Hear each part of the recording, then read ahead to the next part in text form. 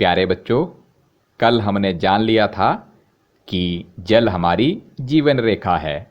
Water is our life line.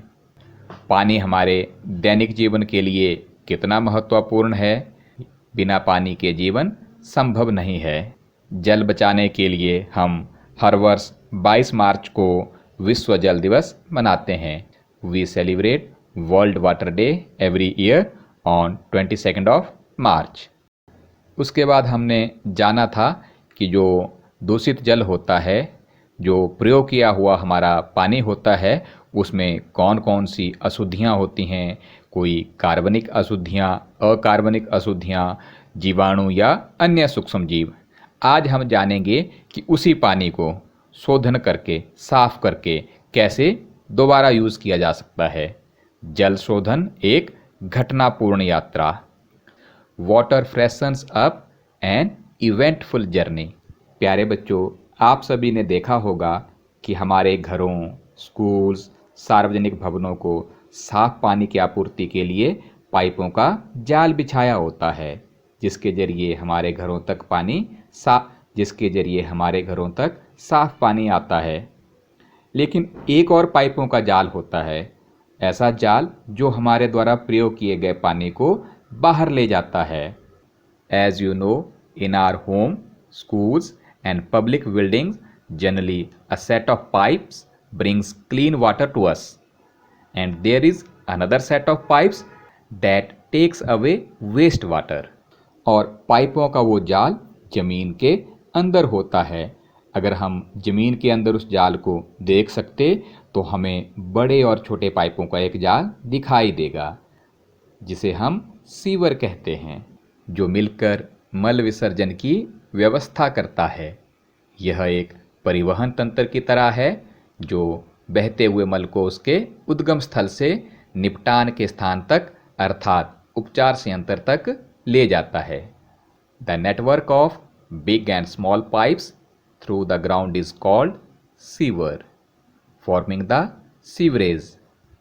It is like a transport system that carries sewage from the point of being produced to the point of disposal, so that treatment plant. क्योंकि पाइपों का ये जाल बहुत लंबा होता है तो जगह जगह उसमें रुकावट आने की संभावना होती है। इसलिए 50 मीटर से 60 मीटर की दूरी पर मैन होल की व्यवस्था की होती है। मैन होल एक बड़ा सा छेद होता है जिसके जरिए उन पाइपों को खोला या ठीक किया जा सकता है। ये इतने बड़े बड़े भी हो सकते हैं जहां एक आदमी पूरी तरह उनके अंदर उतर भी सकता है। इसके अलावा मैन होल का एक और उपयोग होता है।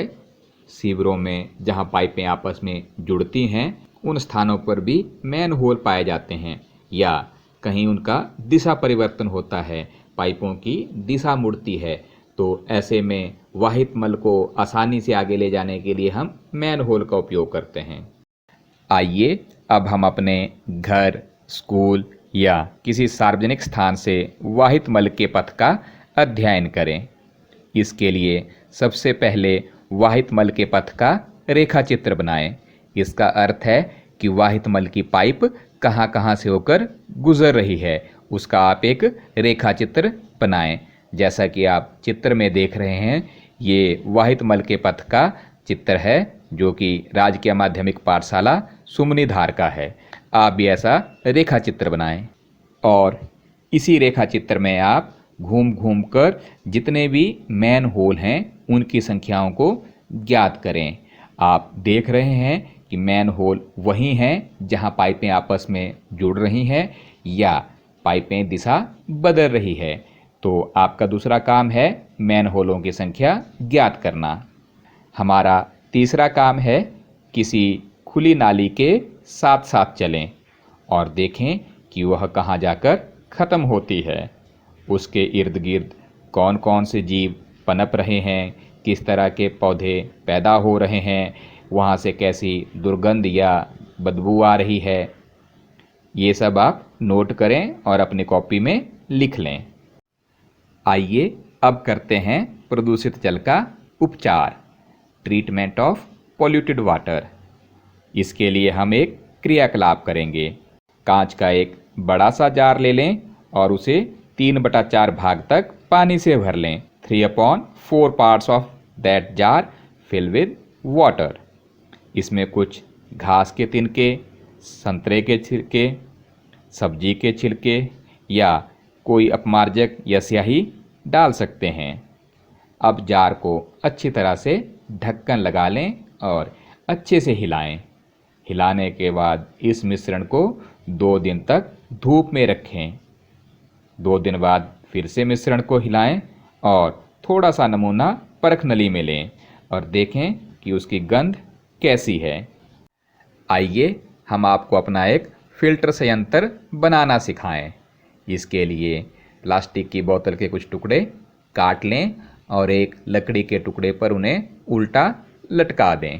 पहली बोतल में बजरी के बड़े बड़े टुकड़े डालें, उससे दूसरी में बजरी के थोड़े बारीक टुकड़े डालें, तीसरी बोतल में आप महीन रेत डालें और चौथी बोतल में आप चारकोल या फिल्टर पत्थर का इस्तेमाल कर सकते हैं।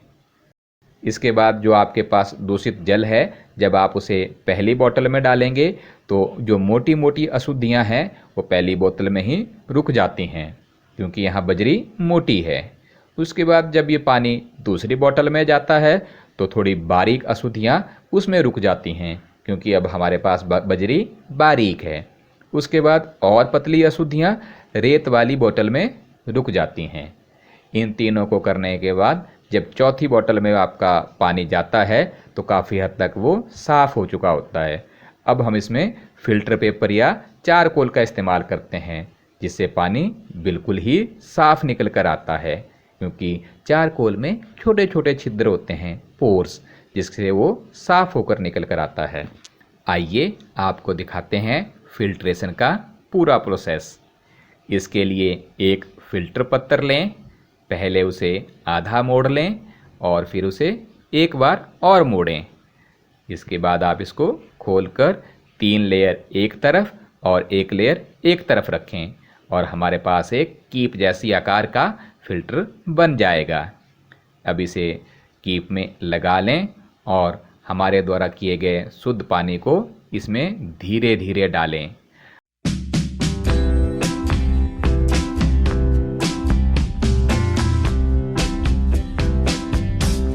आप देखेंगे कि इस प्रक्रिया से जो जल नीचे निकल रहा है वो बिल्कुल ही साफ दिखाई दे रहा है, क्योंकि जो पतली और बारीक अशुद्धियां हैं वो फिल्टर पत्थर के अंदर ही फंसकर रह जाती हैं।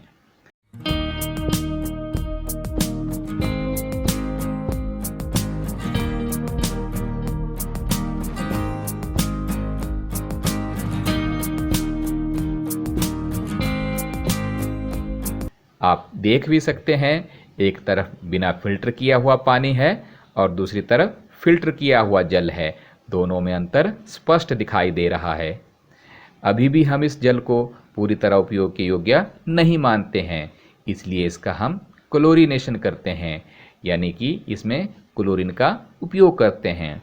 ये हमें IPH विभाग द्वारा मुफ्त में प्रोवाइड भी करवाया जाता है, दिया जाता है।